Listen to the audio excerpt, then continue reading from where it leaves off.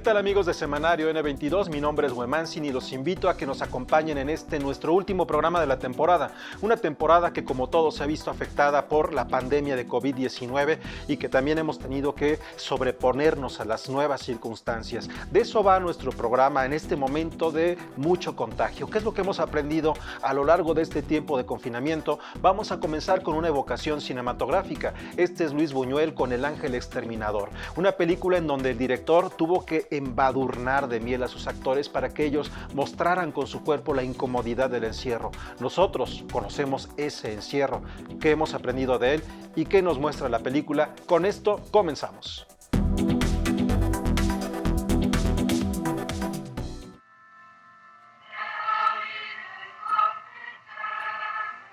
¿Cómo observar el encierro causado a un grupo de personas de la alta sociedad por un evento extraordinario? Esta es la trama que nos deja ver el director español Luis Buñuel en su película El Ángel Exterminador. Bueno, esta película, que está considerada con justicia como una entre las mejores películas del cine mexicano y entre lo más destacado de la filmografía de Buñuel, es la segunda película de su etapa mexicana que le produce Gustavo Alatriste. Se ha intentado analizar esta película desde distintos puntos de vista, es decir, tratar de meterse en los zapatos y en el cerebro de Buñuel a partir de una línea única de análisis. O sea, las tres más importantes, diríamos, son la estrictamente surrealista, que es la que yo avalo, es decir, es la que yo prefiero, una religiosa, que considerando quién era Buñuel no es tampoco del todo descabellado, y una tercera más críptica, más rara, más hermética, sería el enfoque marxista.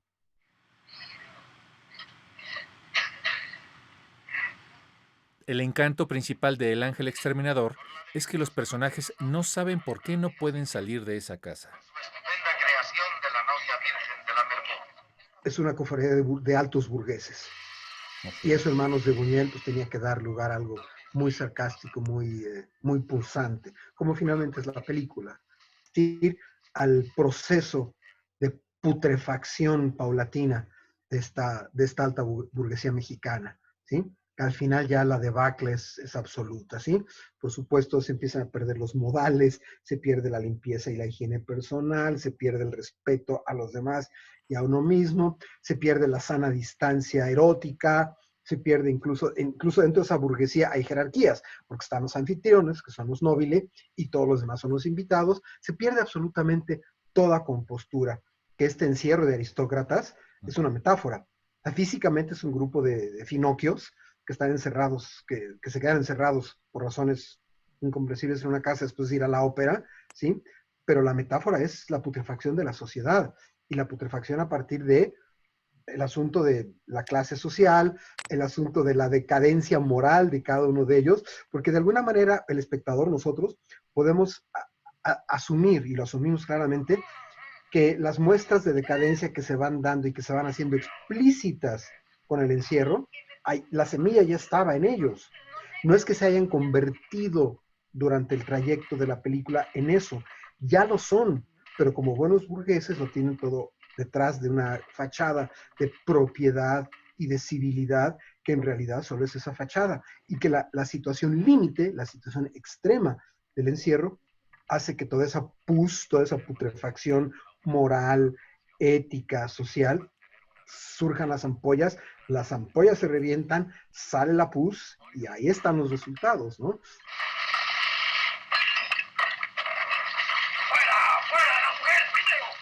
La decadencia de la sociedad es el gran tema de esta cinta. Nosotros nos encontramos en esa misma condición de confinamiento causado por un evento extraordinario como lo es la pandemia, que probablemente haya sido ocasionada por nuestra depredación al medio ambiente. En ese sentido, ¿acaso no nos encontramos en esa decadencia moral de la que habla Luis Buñuel en su película? Tenemos que atarle las manos. Que se la lleven de aquí enseguida. Sí, que venga una ambulancia. Tiene muchísimas. Póngale una completa. El Ángel Exterminador es una cinta que podemos ver en estos momentos de confinamiento y que quizá nos permita una reflexión sobre las formas de interactuar entre nosotros y con nuestro entorno. Oigan antes, locos. Maten al doctor también. Ahora continuamos con algo muy importante para nosotros como especie. La humanidad requiere de ritos iniciáticos, algunos como bautizos o terminales, despedir a los muertos. ¿Qué ocurre en este momento cuando no podemos juntarnos y despedir a las personas a las que amamos? El rito del luto es también muy importante en estos momentos. Vamos a tener que ver cómo se hace ahora. Con esto los dejamos, hacemos una pausa y regresamos aquí en Semanario N22.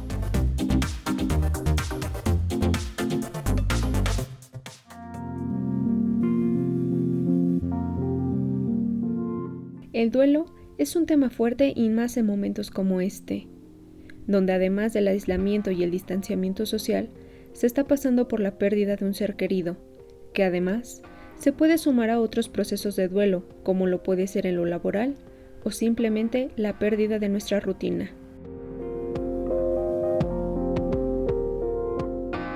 Hablamos de el duelo, pues es el manejo de esas distintas emociones o etapas que se dan después de la pérdida de un ser querido. Ahora también hay que entender que el duelo es experimentar ante la pérdida de un estatus social, lo podemos experimentar ante la pérdida de un empleo, ante la pérdida de la dinámica tal y como la conocemos, ¿no? En este caso, en este momento, muchos estamos experimentando el duelo por esa pérdida de la dinámica que normalmente experimentamos, ¿no? O en la que normalmente nos desenvolvemos.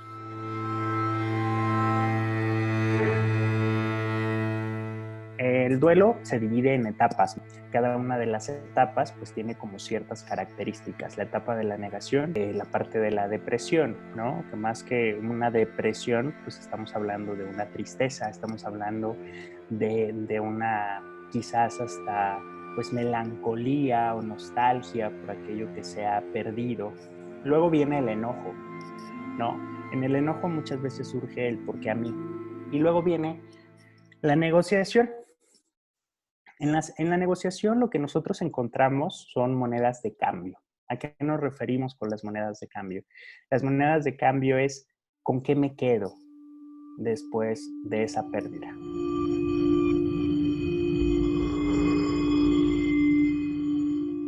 Según datos del Instituto Nacional de Estadística y Geografía, en 2018 los trastornos mentales afectaban a casi el 30% de la población, pero solo 1 de cada 5 personas recibía o pedía atención. Ahora, en el contexto de la pandemia, ¿cómo se está llevando esta situación?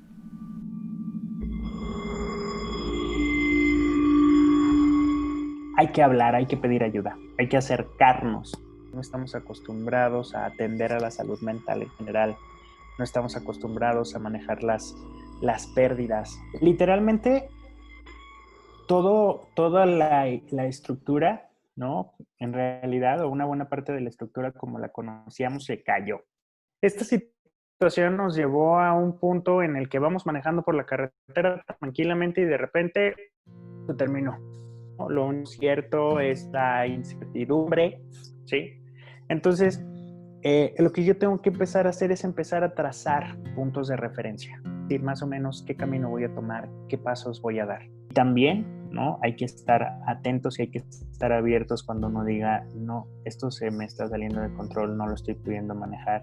O hay que también tener la sensibilidad para acercarnos a algún familiar o ser querido y decirle, oye, necesitas ayuda, ¿cómo te puedo ayudar?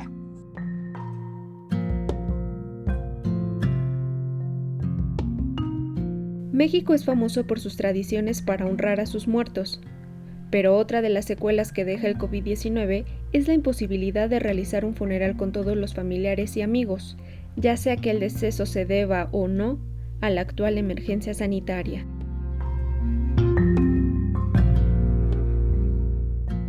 Aquí tenemos ya algo doble, ¿no? O sea, ya hay un doble dolor, ya hay una doble pérdida. Fíjate que afortunadamente, bueno, por llamarlo de alguna manera, o por lo menos esa es mi moneda de negociación, que esta situación, ¿no? Esta situación de este virus, de esta pandemia, etcétera, se da en un momento donde contamos con herramientas, ¿no? Para vencer distancias, donde contamos con herramientas para vencer hasta temporalidades, por decirlo de alguna manera.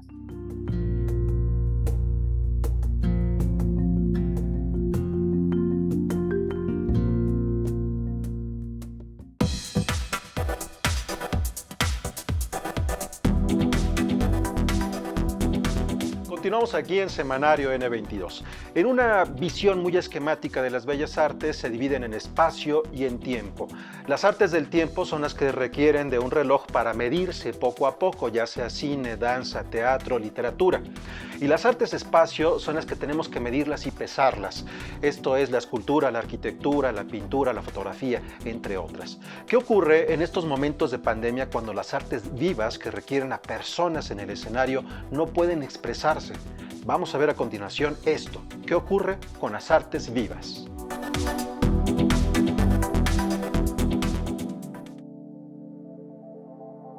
Las artes vivas son la presencia y el encuentro con el otro, ¿no? El teatro, la danza, la música, la performance, la música en concierto me refiero. Son artes vivas, las que implican la presencia y el encuentro con el otro. En medio de la pandemia, un escritor puede seguir escribiendo, un escultor esculpiendo, un pintor pintando. Pero ¿qué pasa con las artes vivas cuando el encuentro de los cuerpos es negado? Cuando los teatros han cerrado, cuando la asistencia a los escenarios no es permitida, cuando vivir el tiempo presente en colectivo es justo aquello que no podemos hacer ahora. Es decir, las artes vivas ahí están, persisten. Que en este momento no las podamos realizar por la pandemia es distinto, pero tampoco quisiera que el público que nos está viendo tuviera la idea, que a mí me parece, y esto es tal vez muy personal, de que podemos hacer artes vivas a través de los medios. Es otra cosa. Las artes vivas son el encuentro y la presencia y el cuerpo de los otros en un momento en presente. Y ha sido un momento para, desde muy al principio, empezar a pensar cómo la idea de producción en artes vivas podía tener pues algunas consecuencias, cambios, distintas formas de repensarse. En ese sentido, el Museo del Chopo ha organizado un ciclo de videoconferencias con especialistas en diversos ámbitos de las artes vivas, justo para reflexionar en torno a preguntas como ¿cuál ha sido la lógica de producción de las artes vivas? ¿Cómo se han desarrollado dentro del contexto en el que se trabaja? ¿Cómo influyen en aspectos de la vida social y política, en contextos inmediatos y en contextos internacionales? Romper el tiempo es el título de estas pláticas que hacen alusión justo a romper el tiempo en la dinámica de producción de las artes vivas. Tú sabes que con el día a día, como hemos estado educados en un modelo neoliberal, pues tienes que ser productivo. Tienes que estar generando contenidos, tienes que estar generando ofertas, tienes que. Pero ¿qué pasa también con ese día a día de los artistas, de los gestores, de los académicos, que de repente nos metemos en un trajín donde ya no pensamos que ese modelo tendría otras opciones y se están inventando diferentes estrategias para resolver la proximidad con el otro, y los espacios como los museos o los teatros o las salas de concierto son como, pues serán los últimos, ¿no?, en resolver este asunto de proximidad. La idea es pensar cuáles son esas estrategias posibles para el reencuentro con el otro. La reflexión, si bien se centra en el encuentro de los cuerpos y las posibilidades también de ese reencuentro, apuntan a otro tema de vital importancia y que, como muchos otros, se hacen más evidentes en esta crisis: la precarización laboral para los creadores de arte. Es un sector muy precarizado en muchos aspectos y esto agudiza mucho más el problema. Entonces creo que nos tiene que servir desde las personas que producimos artes vivas, los gestores, el mismo público, preguntarse cómo está viviendo esta realidad todo ese sector de la cultura que ahorita no puede trabajar por un momento, y yo creo que este momento agudiza y evidencia un montón de carencias que existen en nuestro país en torno a la procuración de un entorno seguro para estos creadores. Cuando vemos estas expresiones de artes vivas, nos damos cuenta que cualquier tipo de expresión artística requiere de un público vivo. ¿Cómo lograr un registro que vaya más allá en este momento en que el vínculo parece roto entre creador y espectador? Bueno, la Orquesta Filarmónica de Radio France ha hecho un video que forma parte de una campaña de UNICEF para estos momentos de pandemia, y uno de sus miembros nos comparte los detalles de manera exclusiva para Noticias 22 Digital y Semanario N22. Con esto los dejamos y vamos a una pausa. Tenemos más al volver de ella.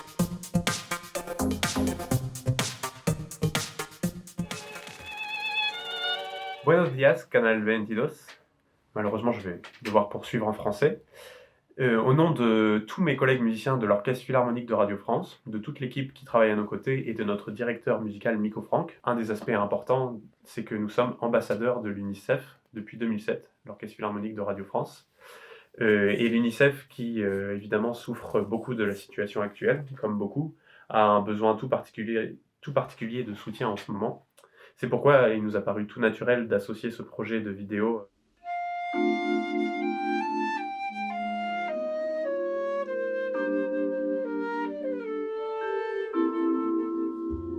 Donc cette musique de Charlie Chaplin, qui a été composée par Charlie Chaplin lui-même pour le film Les temps modernes, nous paraissait un choix judicieux, car il s'agit d'un film qui pose un peu des questions sur une période donnée, les années 30 en l'occurrence, et qui met en lumière les dérives d'un système en particulier.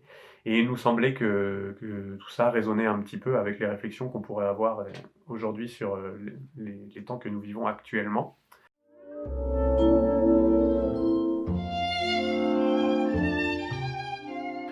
Voilà, c'est avant tout une musique très belle et très touchante, donc on espère qu'elle touchera le plus grand nombre comme elle nous touche nous. On a eu aussi beaucoup de chance que les ayants droit de Charlie Chaplin acceptent généreusement que nous utilisions cette musique, et que l'arrangeur et chef d'orchestre américain Timothy Brock accepte de réaliser un arrangement tout spécialement pour l'occasion.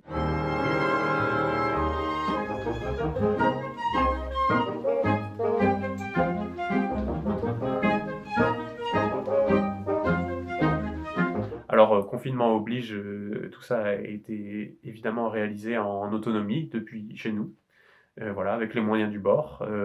Chaque personne s'est enregistrée avec ce qu'il avait chez lui, donc que des appareils différents, des téléphones, des tablettes, tout ça. Donc il a fallu faire plein d'ajustements pour que tout cela fonctionne ensemble. Pour ce qui est de la réalisation vidéo en tant que telle, donc il y a eu 100 participants, très exactement. Plus particulièrement, nous étions 4 musiciens de l'orchestre en collaboration avec un réalisateur vidéo qui travaille au département vidéo de Radio France. Voilà, en tout cas, c'était une expérience très enrichissante pour nous, puisque une expérience inédite. Et on espère que ça offrira une belle visibilité à la campagne de dons de l'UNICEF et que ça donnera le sourire aux personnes qui regarderont cette vidéo. Merci beaucoup.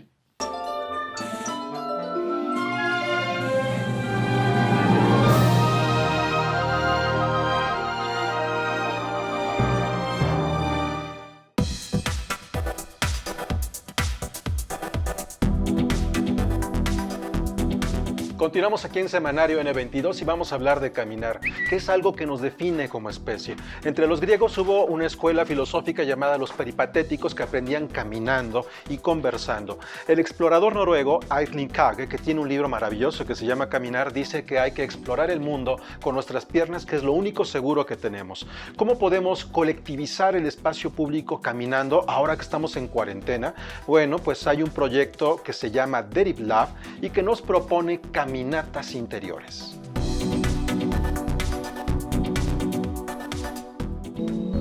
Escribe la estadounidense y escritora Rebecca Solnit que caminar es idealmente un espacio en el cual la mente, el cuerpo y el mundo se alinean como si fueran 3 personajes que por fin conversan. La conversación ahora es una serie de mensajes que no logran conectar con sus 3 actores. La pandemia nos ha descolocado hasta en lo más básico, el caminar en la ciudad, en nuestros barrios, en nuestro entorno inmediato. Y justo sobre este acto tan básico reflexiona el equipo de Deriv Lab, un laboratorio multidisciplinario a través del proyecto Caminatas Interiores. se ponen en jaque, en crisis, como muchas ideas que teníamos preconfiguradas de qué es la vida en la ciudad, cómo deberíamos vivir mejor, si juntos estamos mejor o peor, ¿no? Si encontrándonos estamos más sanos o aumenta como nuestra inseguridad. Y por eso para nosotros es una como de las acciones que más sentimos habíamos perdido y que le daba mucho sentido como lo que nosotros hacemos en las ciudades, o sea, como caminar, ¿no? Es como ocupar el espacio de la ciudad con nuestros propios cuerpos. Caminatas Interiores es una serie sin fecha de caducidad que explora desde el arte, el paisaje sonoro de la urbe y la tecnología esa idea de andar juntos. A través de Google Street View se hacen recorridos por calles de Querétaro, donde este equipo tiene su base, resignificando espacios ya conocidos. El proyecto, que es un work in progress, ya ha trascendido a otras geografías, pues la pandemia es mundial. Estamos como en un buen momento de aprovecharnos de esa nostalgia, justo como para no olvidarnos todo eso que estamos dejando afuera, ¿no? Porque siento que al mismo tiempo que hay la nostalgia, también hay el peligro que está siendo exacerbado por los gobiernos y demás, de decir como, ¿no? El enemigo está allá afuera, no podemos salir, no podemos encontrarnos con los otros, y creo que si permitimos que ese discurso vaya creciendo, como para el tema de la vida pública, es muy peligroso, ¿no? Creo que parte como de la inquietud de hacer este tipo de cosas es como apuntar o hacer visible como lo que hemos otorgado en lo público por el bien como de la seguridad individual.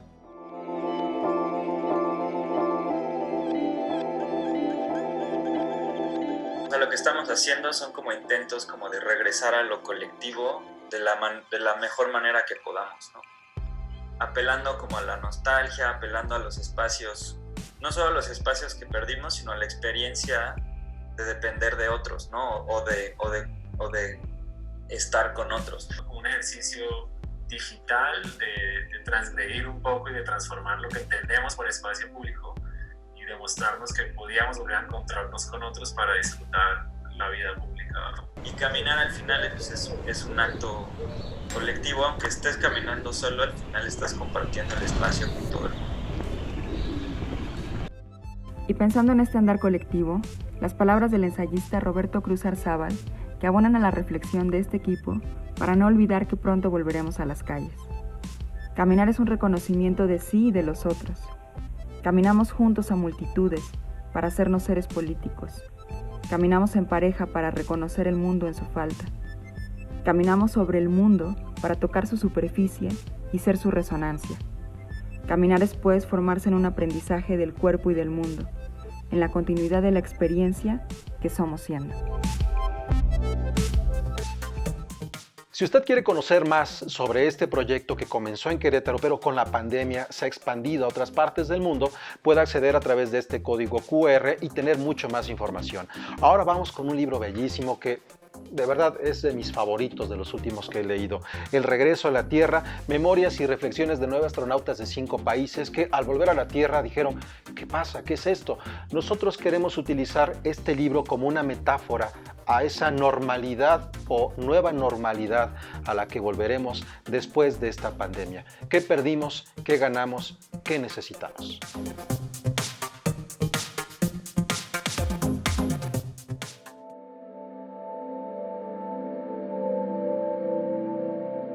Ahora estábamos de regreso y me preguntaba cuál sería la siguiente fase de mi vida. Todo era distinto ahora y lo sería por siempre. ¿Cómo concluye la interpretación de su vida un hombre que ha caminado sobre la luna? Solo tenía 39 años y había estado en la cima del mundo. ¿Qué más me quedaba?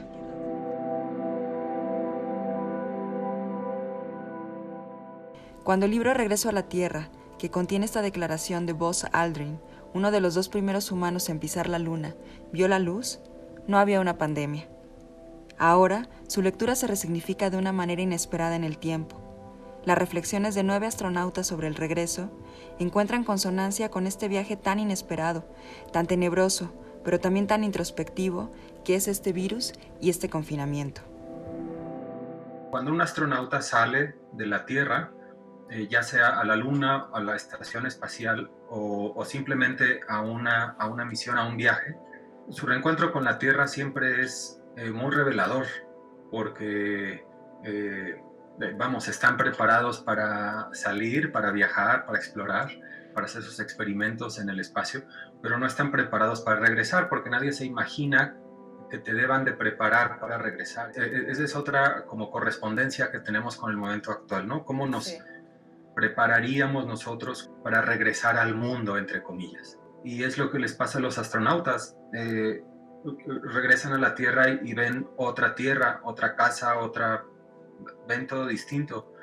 El libro está lleno de un montón de detalles que hacen eco con el momento actual. Escribe Al Worden, que viajó a la Luna en 1971. Todavía no sé qué hay allá afuera. Lo que percibí con mucha fuerza es que como especie no hemos experimentado todavía lo suficiente del universo. Todo lo que ahora creemos podría ser inexacto. Hemos desarrollado nuestras ideas apoyándonos solo en lo que podemos ver, tocar y medir. ¿Cuánta resonancia tiene esta reflexión cuando nos enfrentamos a algo que no vemos a simple vista, que no podemos tocar y que a duras penas podemos medir? Pareciera que todos los astronautas, bueno, casi todos, se convirtieran en humanistas de un minuto a otro, de manera inesperada, ¿no? Porque empiezan a hacerse estas preguntas: ¿quién soy yo? ¿Por qué estamos en el universo? ¿Cuál es el límite del universo? ¿Cuál es mi lugar en ese infinito? Ellos ven unas cosas y sienten unas cosas que nadie más ha sentido. Solo hay 600 astronautas que han salido de la Tierra y regresado. Entonces sí, hay una transformación. El astronauta hace un viaje al espacio exterior, pero en realidad está haciendo un viaje hacia adentro de sí mismo. Creo que nosotros vamos a extrañar o el mundo de antes o el mundo del confinamiento, o las dos cosas en diferentes proporciones. Pero bueno, me parece un gran golpe y me parece una gran oportunidad como de madurez, de entender el tiempo de otra manera, de tomar ese golpe de frente. La realidad nos ha hablado de diferentes maneras. Algunos lazos se han fortalecido, otros se han roto. ¿Qué de nosotros se ha hecho más fuerte? ¿Qué entendimos? ¿Cómo vivimos después de esto? Cuando lo que menos esperábamos nos cercó por todos lados, ¿cómo sorteamos esta mezcla de miedos, amor, soledad, colectividad digital que se han generado? Aún no lo sabemos. Lo importante es no volver a dar nada por sentado, no olvidar. Lo importante es no olvidarnos. Y ya que estamos hablando de astronautas, vamos a referirnos al Major Tom, protagonista de Space Oddity, canción de David Bowie. Cuando el Major Tom sale del planeta Tierra, voltea, lo mira y dice: "Planet Earth is blue, and there's nothing I can do", utilizando un juego de palabras entre blue como tristeza y blue como azul. El planeta Tierra es tan azul y no hay nada que hacer. Las pandemias han existido en la historia de la humanidad y no hay nada que hacer frente a ellas. Lo que sí podemos hacer es decidir el rumbo que queremos darle a nuestras vidas. Nosotros en Semanario N22 tomamos un descanso. Muchas gracias por acompañarnos en esta temporada, pero seguiremos trabajando a través de nuestra plataforma Noticias 22 Digital. Tendremos contenidos todos los días para todos ustedes. Y mientras tanto, veamos qué podemos aprender de esta pandemia. Nos vemos pronto.